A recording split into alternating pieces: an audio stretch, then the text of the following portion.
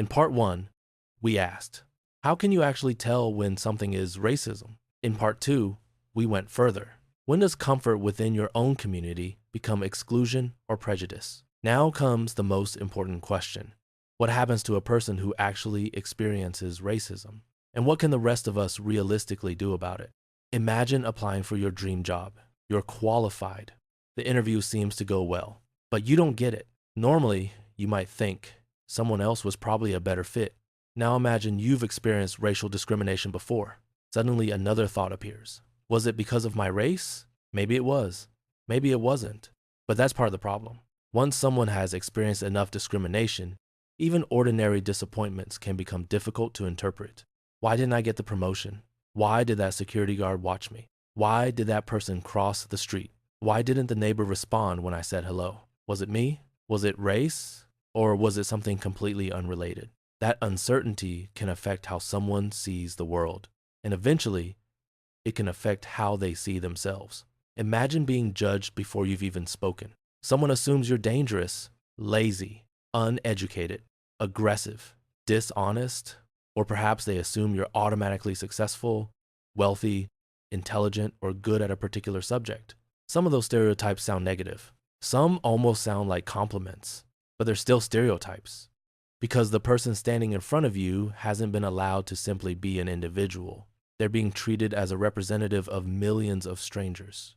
Now imagine experiencing that repeatedly. You may start entering situations already expecting judgment, and here's where something dangerous can happen. You become suspicious. Someone treats you badly. You wonder whether race was involved. So you become defensive. The other person sees your defensiveness and becomes defensive too. Now, two people who barely know each other are reacting to assumptions, and mistrust grows. That's one reason racism can damage more than the person directly experiencing it. It can damage relationships, workplaces, neighborhoods, and eventually entire communities. But let's make this debate uncomfortable again. Suppose someone has experienced genuine racism several times. After a while, they begin assuming that almost every negative interaction with another racial group is racist. Is that understandable? Yes. But is it always accurate? No. And that's an important distinction. Past discrimination can explain someone's suspicion, but it can't prove what happened in every future interaction. A cashier can simply be rude. A manager can choose another candidate for legitimate reasons.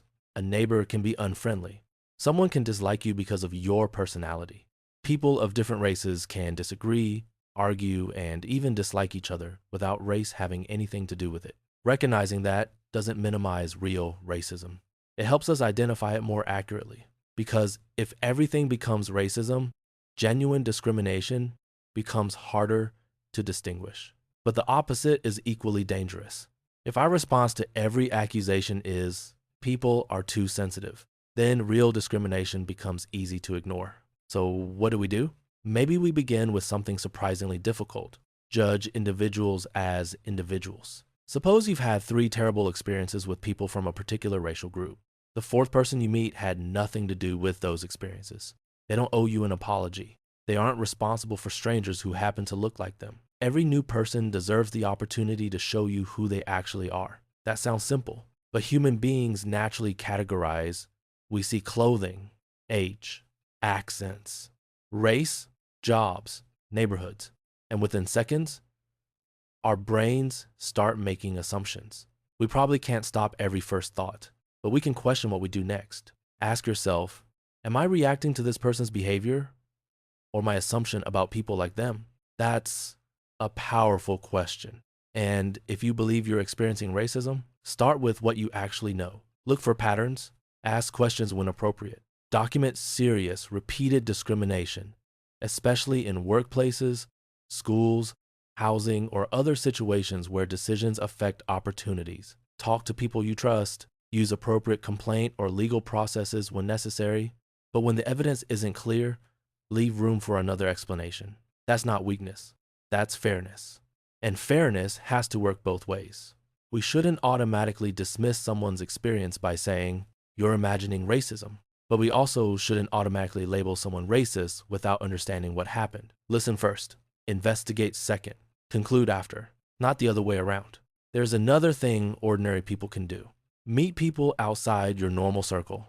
Not because everyone needs a perfectly diverse group of friends, and not because simply meeting someone different magically eliminates prejudice, but stereotypes are much easier to believe when the people we're stereotyping remain strangers. It's easy to say, those people are all like that. It's harder when one of those people becomes your coworker, your neighbor, your teammate, your friend. Suddenly, the category has a name, a personality, a family, a sense of humor, a story, and you realize something that should have been obvious from the beginning.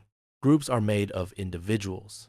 You can love your own culture without believing someone else's is inferior. You can feel comfortable in your own community without making outsiders feel unwelcome. You can acknowledge racism without seeing it in every disagreement.